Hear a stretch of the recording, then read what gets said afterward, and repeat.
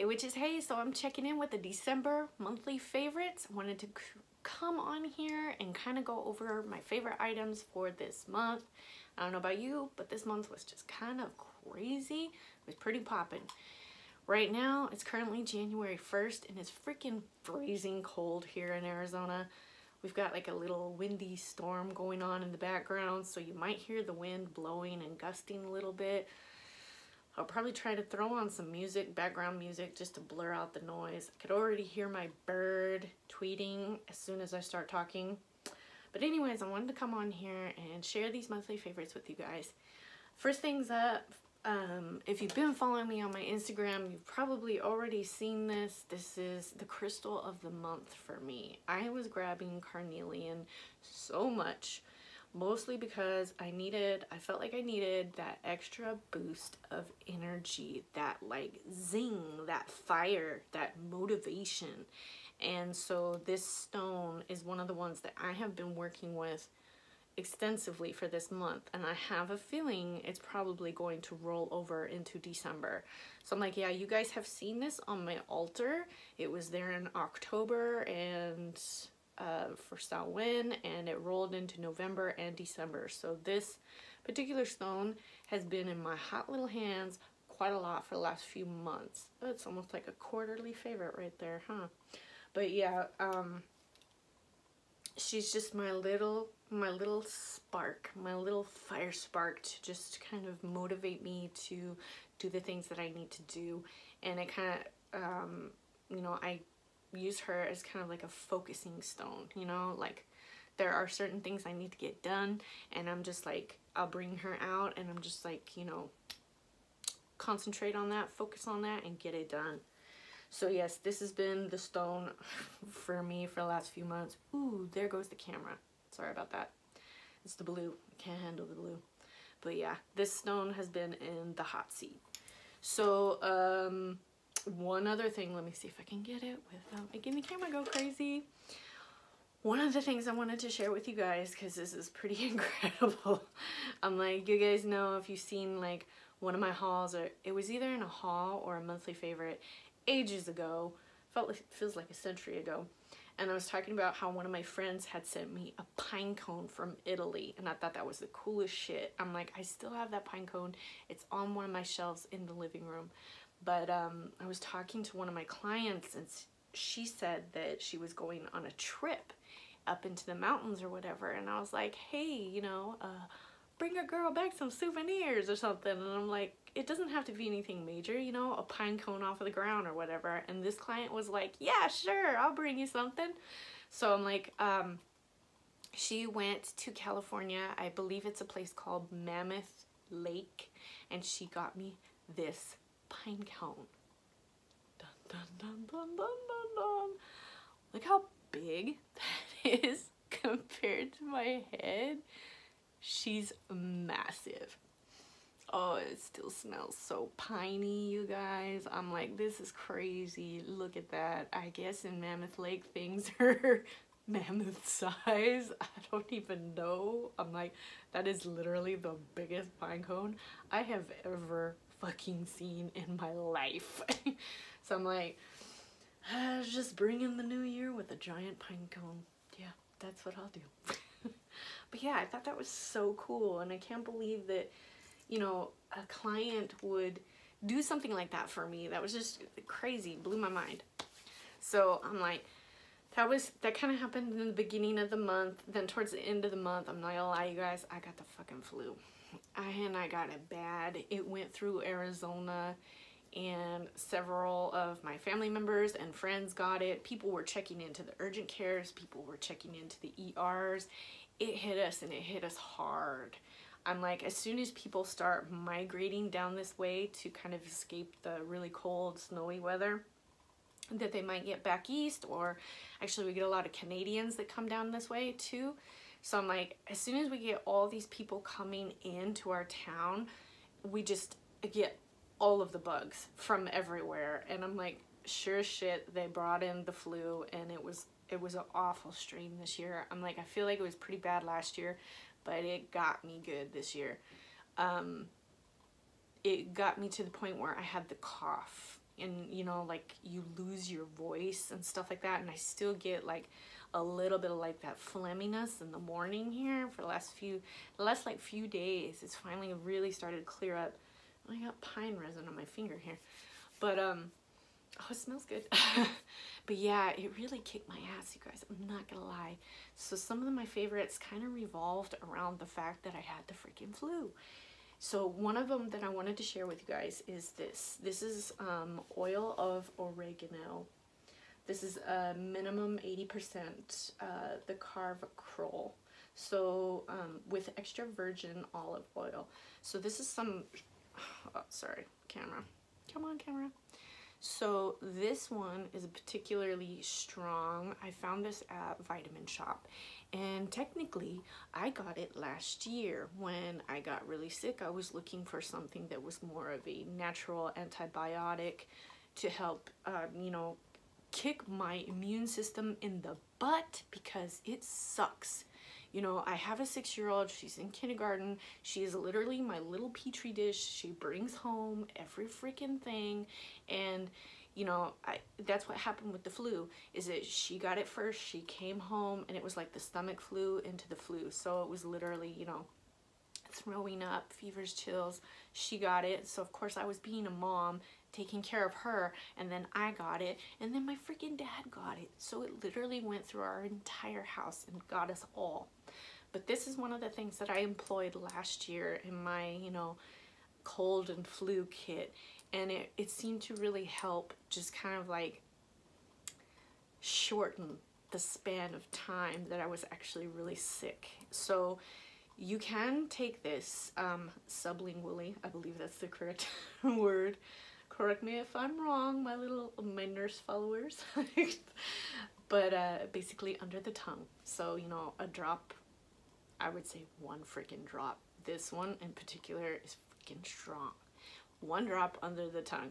It would be even better to do more like a shot and have like a little shot glass with like some water, and then put like a drop or 2 of the oil in it, swish it around, and then just shoot it back, because it's so strong. It does kind of like burn the throat almost, which, I mean, when you're freaking sick and you've got all that phlegm and that congestion, that's kind of a good thing.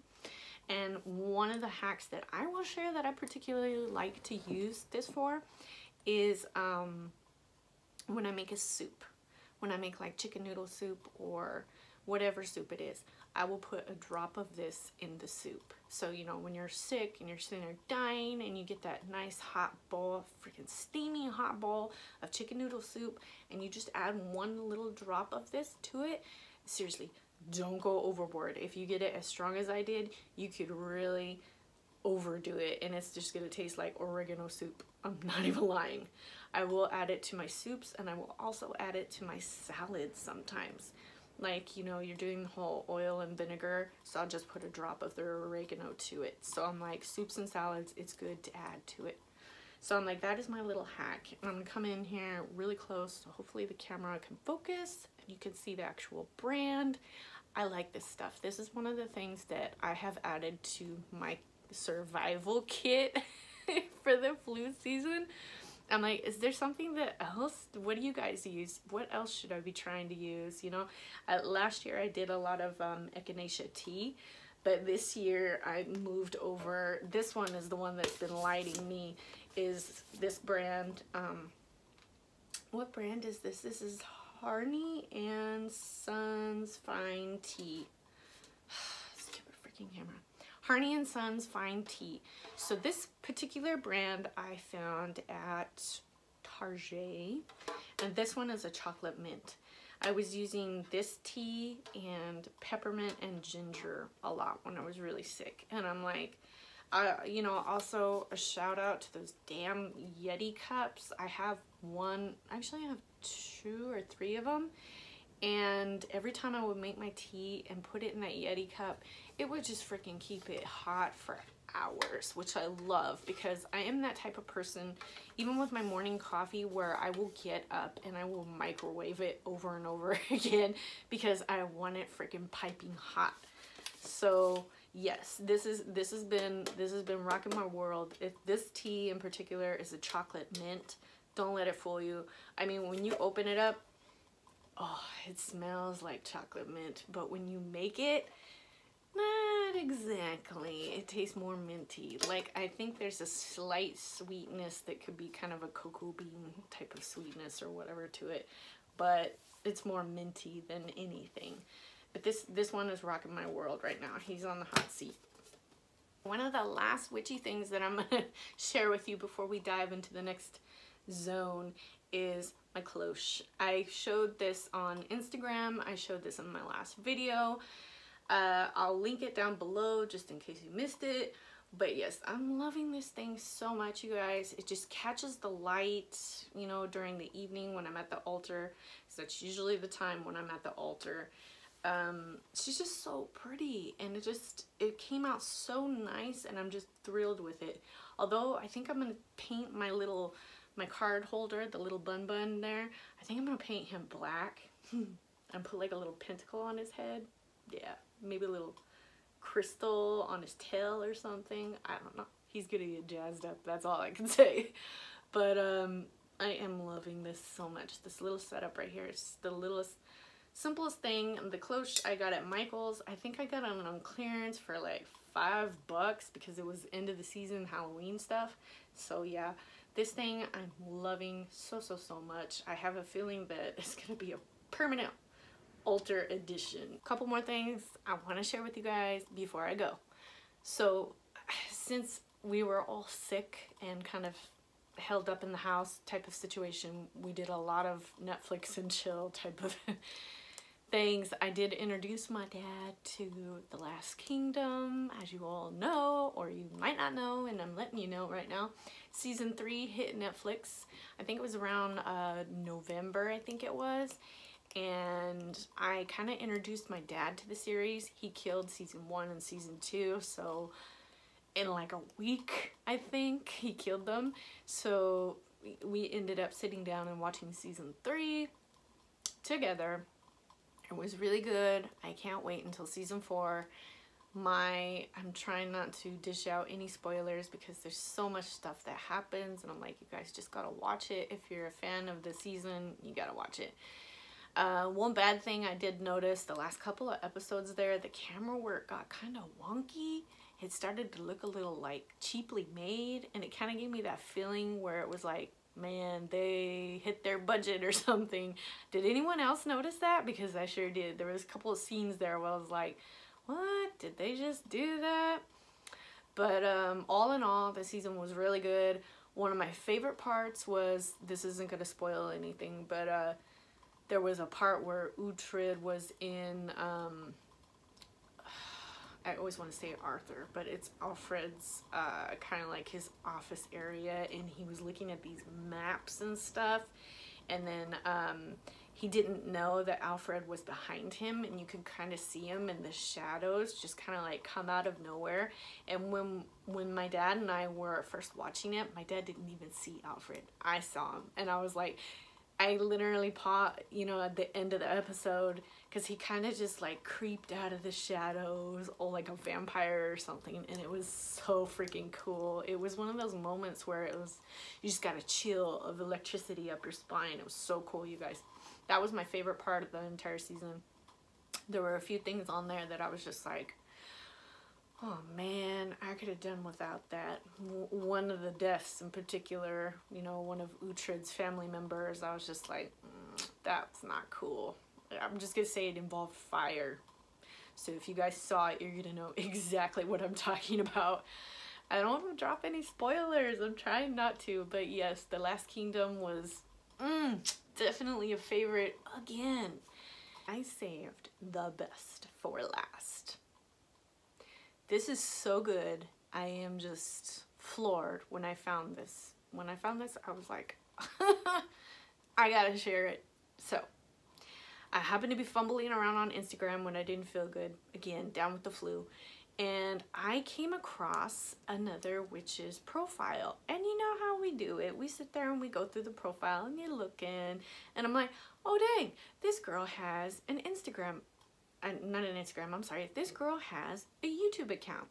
So I went to her YouTube account and I found all her videos and I freaking fell in love. Literally, I binge watched almost all of her videos. I think I only have 2 or 3 left before I can seriously sit here and say I watched them all and I gave them all thumbs up because I could not stop. I dig this girl's vibe. She's so sweet. She's all the way across the entire world. She is correct me if I'm wrong, I want to say she's an Egyptologist, so she studies the Egyptian culture and she's in school doing that, which I find fascinating, even though I don't really work with Egyptian deities or anything like that. It always has fascinated me, you know. I mean, how could you not be fascinated? I think that's pretty common for a lot of people. But she's also very into crystals, and that was the biggest hook for me, was her love of crystals and her love of the occult and everything that is esoteric, that kind of vibe. I'm like, her channel is a gold mine. It's a gem. She's a fairly new witch. The last time that I checked, her subscriber count was at like maybe 800 or something like that. So I'm like, she's new, she needs some love. And I'm like, with the way her channel is going, and I pray that this channel will keep going as I'm sitting here mentioning it, but I'm like, it is a good one. I'm like, this is on the don't miss list, you guys. So my witchy crush goes to DoriTheCrystalWhisperer. Her YouTube channel and her Instagram channel are both under the same name, so she'll be easy to find her. However, if you have a hard time, I'll go ahead and link her account information down below. She probably doesn't even know I exist, so you could sit there and tell her that a freaking crazy blue-haired witch from the desert sent her this way, sent you that way or whatever. But I'm like, yes, you guys, go check her out. Give her some support because I think this channel will take off. I'm hoping that she will keep the flow going because I'm loving everything that I'm seeing. And I just had to share her with you guys because it is like a diamond or a piece of gold. I struck gold when I found her and I'm like, damn, this is some good stuff. This is what I love. So yeah, you guys, her information will be down below. Go check her out, and I'm gonna close this video and say thank you so much for watching, you guys. You're the reason why I'm here, and I'll see you in the next video.